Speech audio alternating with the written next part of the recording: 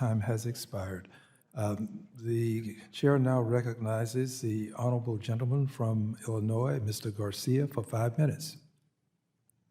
Thank you, Mr. Chairman, and thank all the witnesses for joining us.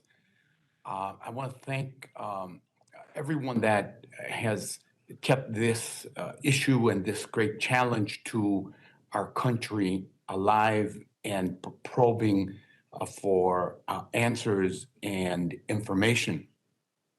In 2002, as the chairwoman of the committee has pointed out, Chicago became the first major city to require companies interested in doing business with Chicago to disclose their ties to slave trade and labor.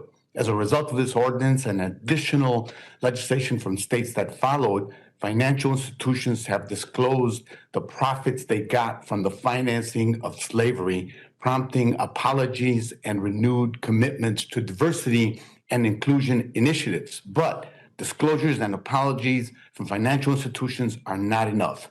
We need legislation that requires actionable steps from public companies to address their ties to slavery and to keep history of racial inequity and economic disparity in the U.S. To witness Dr. Francis, Evanston, Illinois, has created a plan to provide housing grants to Black residents, prioritizing descendants of those who were harmed by discriminatory housing policies in the city. Do you believe that these initiatives sufficiently compensate for the suffering of Black Americans, and should they be implemented more broadly?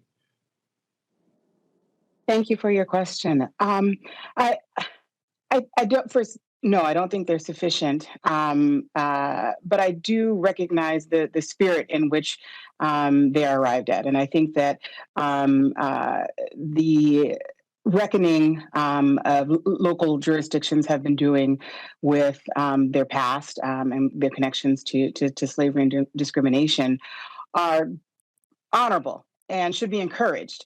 But again, the sheer size of what would be necessary, right, to atone for, to repair, to address the history of slavery, again, thinking about the size of the racial wealth gap as symbolic of that, is much too large for any local jurisdictions to be able to marshal on their own. So I guess maybe to conclude, I think that it's good grassroots energy to think about mobilizing people at the local level, but it would be much better if that grassroots energy was devoted to a concerted national federal response.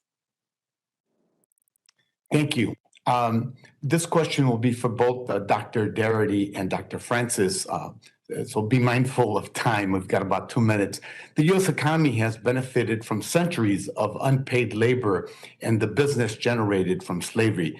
You have estimated that a program to remediate this harm could cost the U.S. government between $10 trillion and $12 trillion. How should the federal government structure the reparations program, and what can financial institutions do to address current structural disparities that could be traced to slavery?